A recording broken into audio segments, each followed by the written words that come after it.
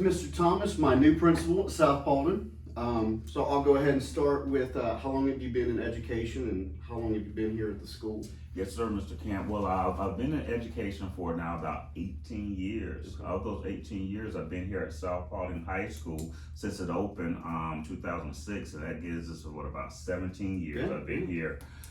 So I've been pretty fortunate in a unique situation where I started out as, of course, a teacher in ninth grade literature, and then worked my way through different areas of leadership through assistant principalship, different duties in regards to ESEP and RTI or MTSS as it's called now, then through scheduling, and this is my first official year as the principal of South Paulding High School. I finished up second semester last year as the principal of South Paulding High School. Congratulations again. I appreciate it, Mr. Camp. I really do. All right, so the role of each person in completing the cognitive CIP or the tech plan here at the school?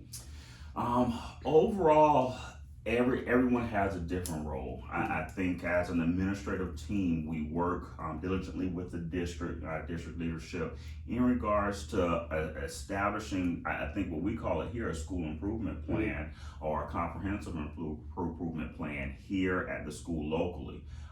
We work with the district in order for it to be aligned with the district stakeholders as well as their overall strategic plan.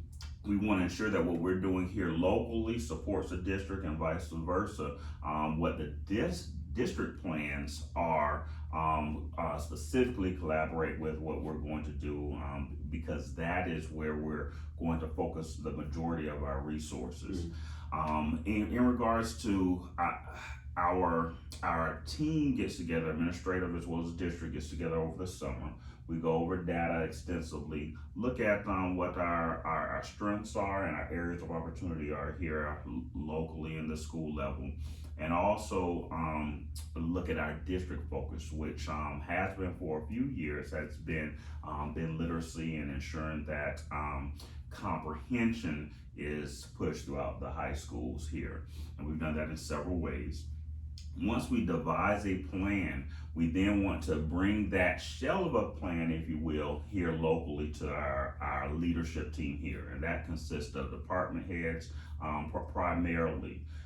We'll share what our district thoughts and our district strategic plan is, and we'll devise a plan here locally how we can best meet the needs of our students and how we can meet the needs of the district overall. Once we're able to do that, we want to ensure that strategic plan or comprehensive improvement plan is collaborative and designed with everyone's thoughts and strengths in mind. So then we'll share that information with the departments, provide feedback, vice versa, on both levels. And then we'll devise that plan, and part of that feedback is how can you as a department specifically support that particular area. For instance, if it's literacy, how can the math department support literacy? Sure. If it's something specifically in regards to reaching out to the whole student, so at times we look for data on how many students are participating in our CTE programs, and our pathway programs, and our athletics, and other organizations here at the school, clubs and organizations. And so we ask ourselves, how can the ELA department help to support those goals? Once everybody's aware how they can help at that particular point in time, that becomes our document for the year. And that's where we put our resources for the rest of that particular year in regards to supporting academics, in regards to supporting instruction, based on that plan that's mostly devised over the summer through the first few weeks of August to ensure that everyone has collaborative input. Gotcha. So with the consistency with the district, is that why you guys run it through the district to make sure that all schools within the system are pretty much under the same plan and this trickle down effect to make sure you keep, again, consistency through the bottom all the way to the top? Everybody should know what they're doing, then you can tailor it to each department. For the most part, there is some autonomy once the broad umbrella is listed at that district meeting. Once they have, hey, we need to really focus on literacy, and these are the ways that we feel like we're going to be able to do it. We can come to our local school and say, hey, these are some ways that district has shared with us on how we can increase literacy. What are some things that we feel like are our strengths here at South Paulding that we can support this initiative, and then add our own strengths and creativity here in the building to ensure that our kids here are successful for it. So it kind of is yes, but then we still have the autonomy here locally on how we're going to best support the district and serve our students here in the building. So would you say the district's a little more broad, and then you can kind of hone in exactly what the building actually needs? Yes, sir, definitely. Okay. So how does the positions influence school-wide student achievement? Overall, we feel it all starts with everyone supporting teachers. Sure. It starts at that classroom level. So once we've devised that particular strategic plan or comprehensive improvement plan, we then need to ensure that our resources are allocated towards the classroom. Sure.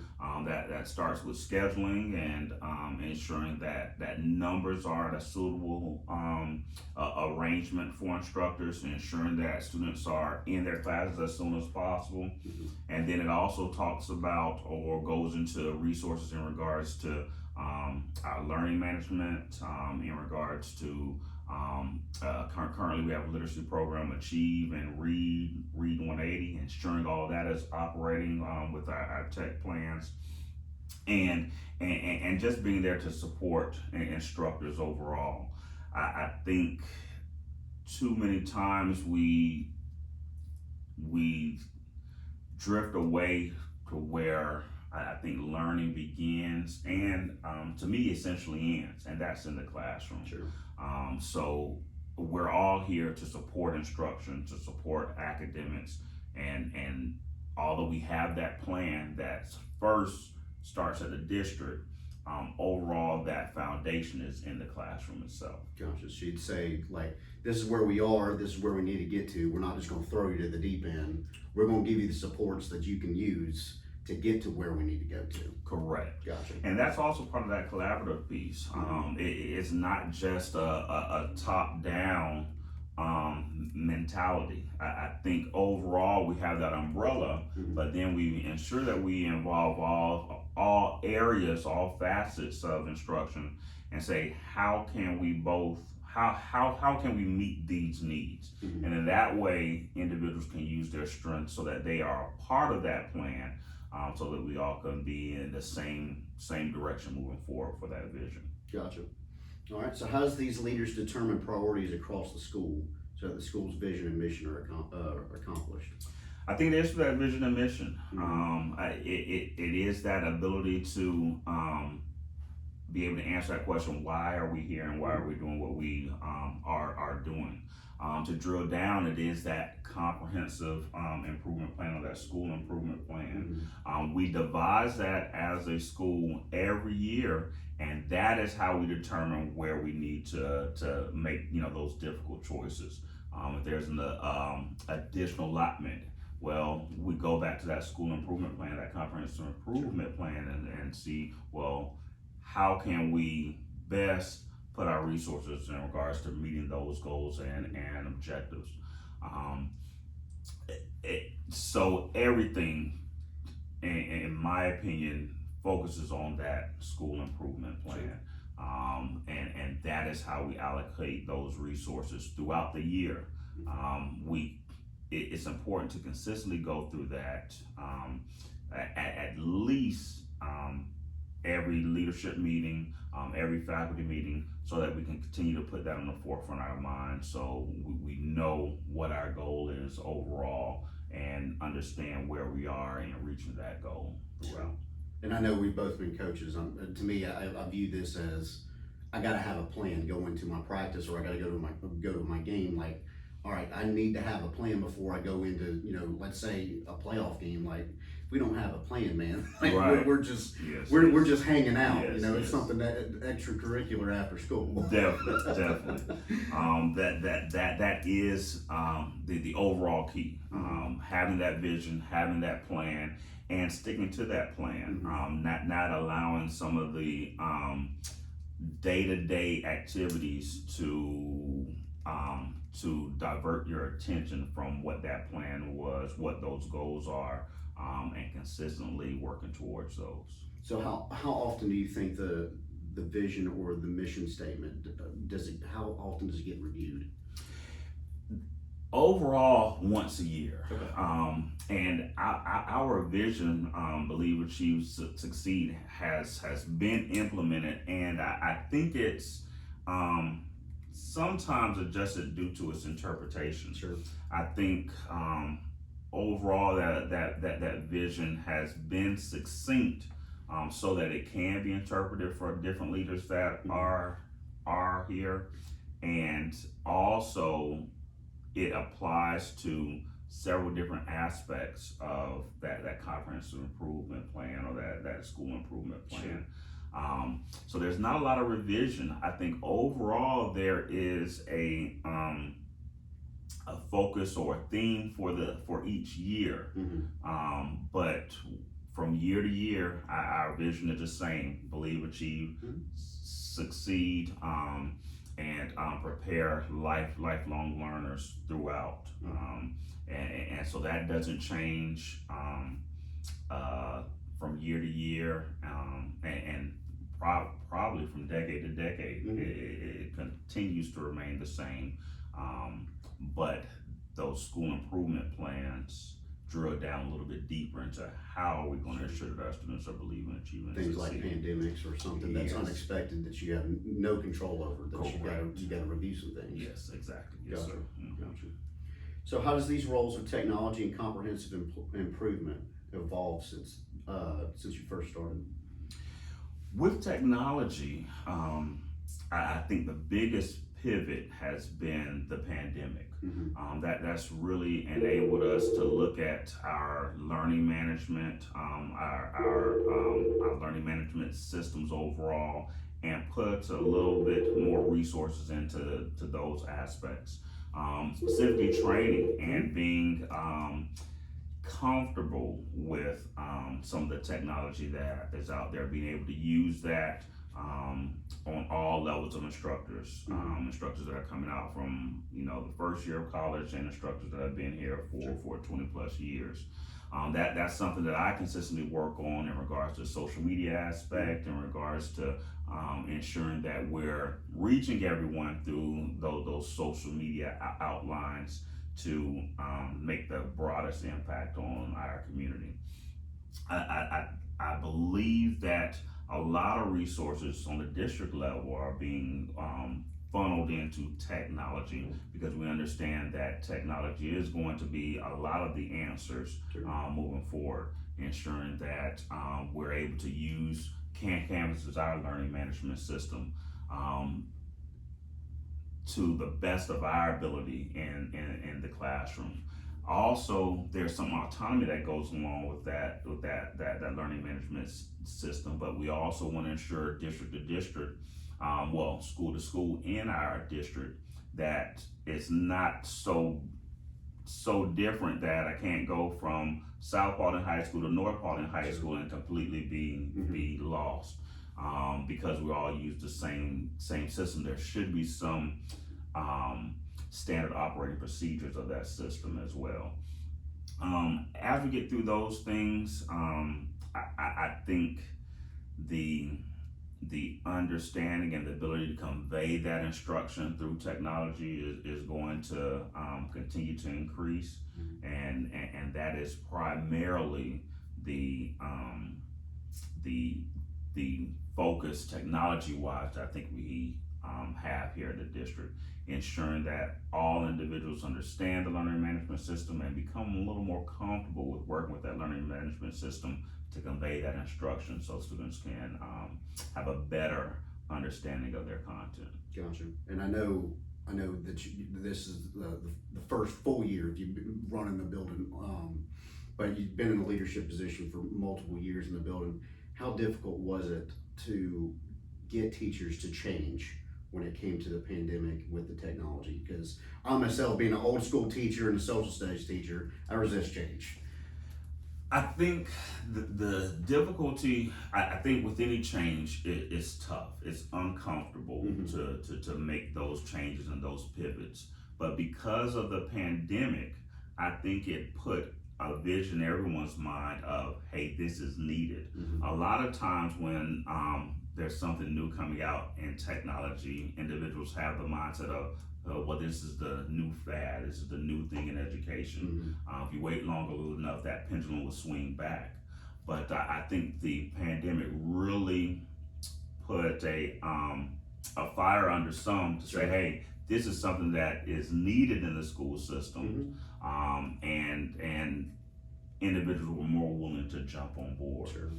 Now, with the distance, I think that created a little bit of a challenge to be able to have those trainings, those face-to-face trainings, as frequently as we would have without the pandemic aspect.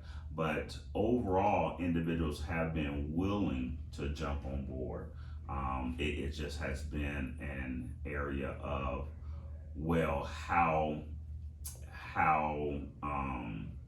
I don't want to say capable, but how quickly am I going to be able to pick up this?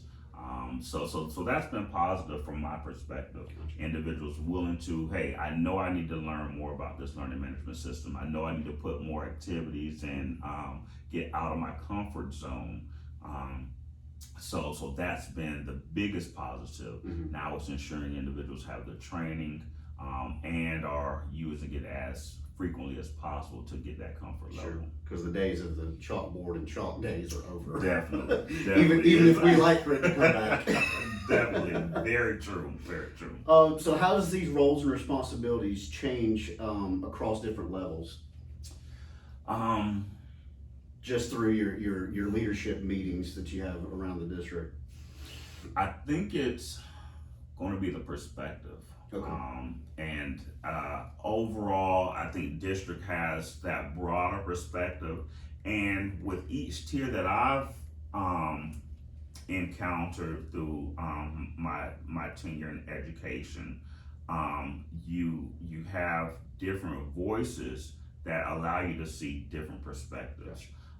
In the classroom, you may have your students, you have your department head, and then overall, administration, whether it's your direct supervisor or the principal. But then as you hit different tiers, you begin to hear different perspectives on different things, which allows you to make some decisions that you would not have normally made in the classroom. And I think communicating those decisions in a way that everyone can see the variety of perspectives is probably the toughest thing. Because succinctly, there's more than one way to skin a cat. There's more than one way to teach a student. In the classroom, I've had this perspective on, hey, this is the best way to do it.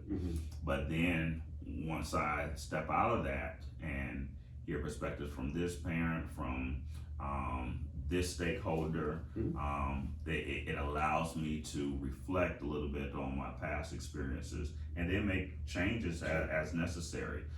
If I remained in that particular area, I may not have been exposed to those other voices to adjust my reflection, if you will.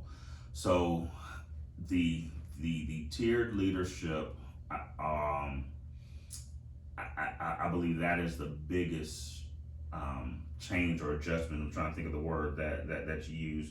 The biggest difference in roles and responsibilities on overall, we're serving students, but we serve them in different ways. I will probably deal more with parents, more with staff members. So sometimes I think I have to, and I know I have to work harder to ensure I have that connection to our students, to have a principal's council, student council, so that I can have a direct line to what students' needs are.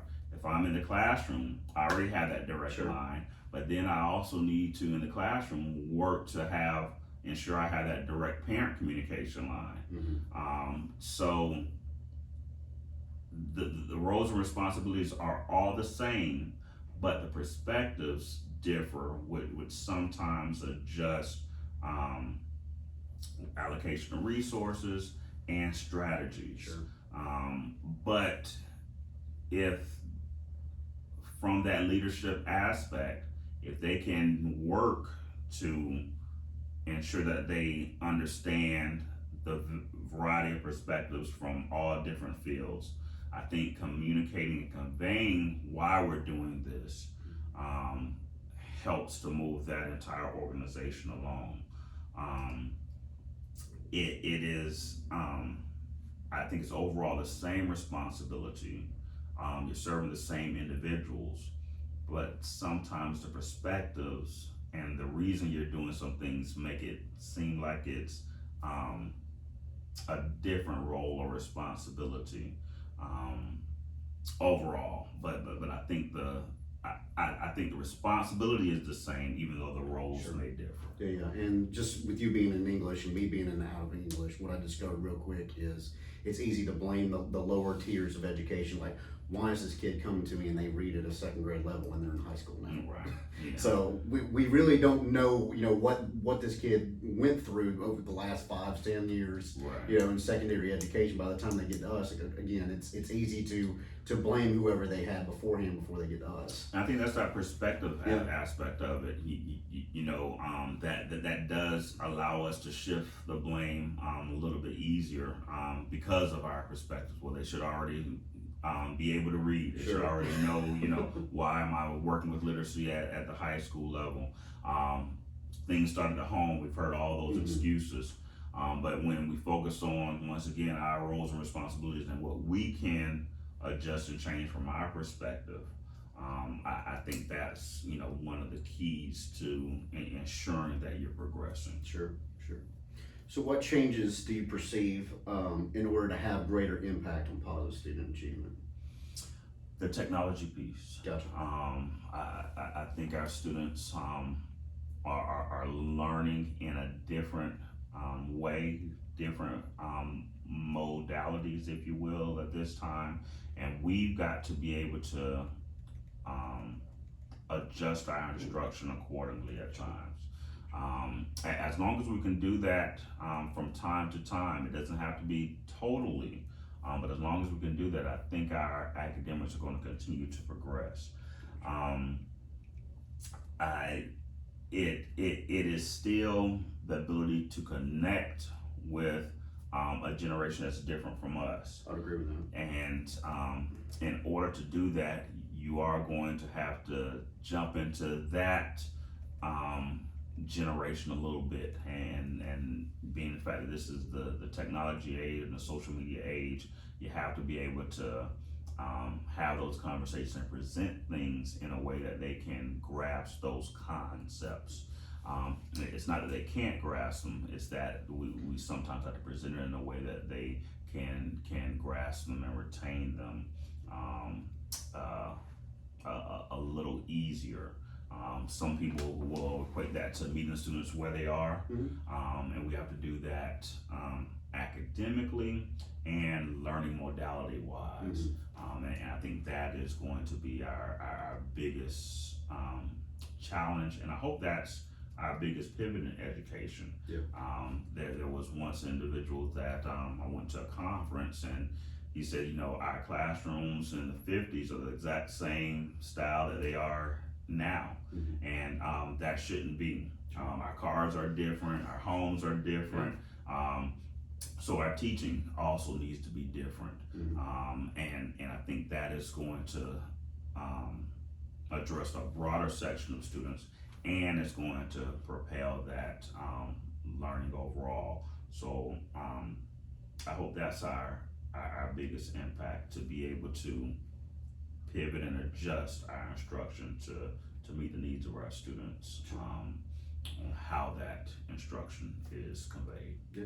And I know change is never easy, and there's going to be a learning curve there. But how long, if there is a timeline of when you get these guys, your staff members, competent, where's the leeway there to, all right, we've given you X amount of time, we've given, with this adjustment period, how long do you give them before, if you see they're not adjusting to change, they're still incompetent with the change moving forward, or advancing with technology, with, instruction and different aspects of education. I think if you're willing and you're progressing, I don't see a timeline Gotcha. there.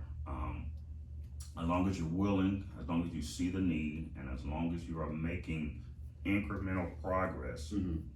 I think that's one of the reasons I'm here, as a coach, as a leader, to continue to encourage that progress overall.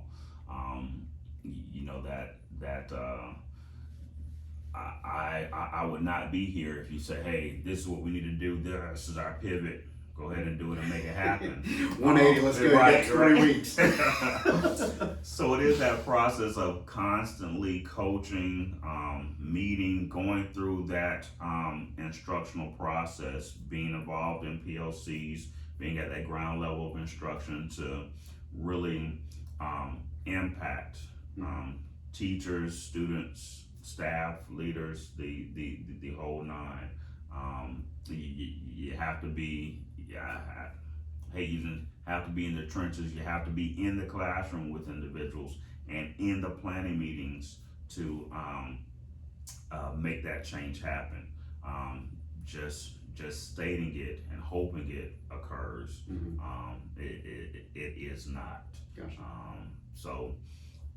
As long as I'm in that classroom, in those planning meetings, and I see the willingness, and I see individuals willing to work and change, and I can see progress, then we will work with you here at South. Gotcha.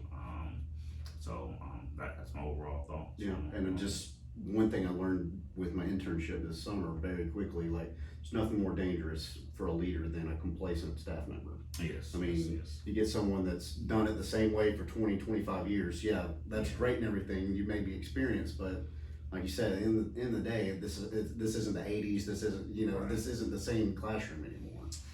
Yeah, that's a constant struggle to get individuals out of their comfort zone. We all need to be comfortable being uncomfortable, Sure. pushing ourselves to the limits, pushing ourselves outside, and I think that's the reason individuals do things the same way for so long. Mm-hmm. It's worked for them Yep. at one point in time, and they're going to keep going Yep. with it. I want to support, I want to encourage individuals to be willing to try different things and not afraid of failure. Sure. And that's why I feel like that progression, that ability, as long as you're progressing, as long as you're willing to try, Mm-hmm. I'm going to be right here to support you as much as I can. Gotcha. All right, so lastly, how does these positions impact the decision making of the school and the school system leaders? And if so, how? The decision making of the school and the school system leaders. Succinctly, I'm going to say that communication piece. Okay. It's. I think that is probably my primary goal, is to be able to be the liaison of the district and convey and communicate that information in a way that teachers can grasp it, hang on to it, and put it into action. Gotcha. And sometimes that's verbal communication, Mm-hmm. and sometimes that's communication by action and doing and being in the classroom, in the planning meetings with individuals. I think specifically in my position, Mm-hmm. that is how learning is going to be impacted the most. Ensuring it's a cohesiveness between South Paulding High School and the district. Mhm. We're all working on one common vision, one common goal. We understand why we're doing it, and we're putting things in place in order to do it. And it goes vice versa. Mhm. If there are concerns in regards to district strategy, I need to be sure I communicate that so that I can have a specific answer or rebuttal, or be able to communicate in a way that we adjust at that particular level Sure. to better serve our students. Gotcha. So I look at myself as a liaison at times, a communicator in several different ways, so that that vision at the different tiers can be realized and those goals and objectives be met. Sure. Overall, I think that when you roll with a certain number of individuals, you have someone that's there that really their only job is cadence. Yeah. It is to make sure that everyone is paddling the same way, the same time, same depth of stroke, et cetera, et cetera, et cetera. And sometimes, not all the times, but sometimes I feel like that's a primary position for me, is to ensure that cadence from the district to the local school to the district, and sometimes even from students to Sure. parents, from students to teachers, teachers to students, teachers to parents, be able to communicate that in a respectful and communicative way. Well, and just like you said, communication is essential, because parents, the community, anybody will find a way, a crack in the armor, so to speak, with the whole system. You want to make sure the whole system as a whole, from the superintendent down to the student that needs remediation every day after every lesson, are all on the same page. Yes. If not, you'll be easily divided and conquered by the community and parents to get what they want. Definitely. All right, well, I appreciate it. I appreciate you. I'm excited for the upcoming year. I'm glad you're here with us as a Spartan. Yeah. And we couldn't ask for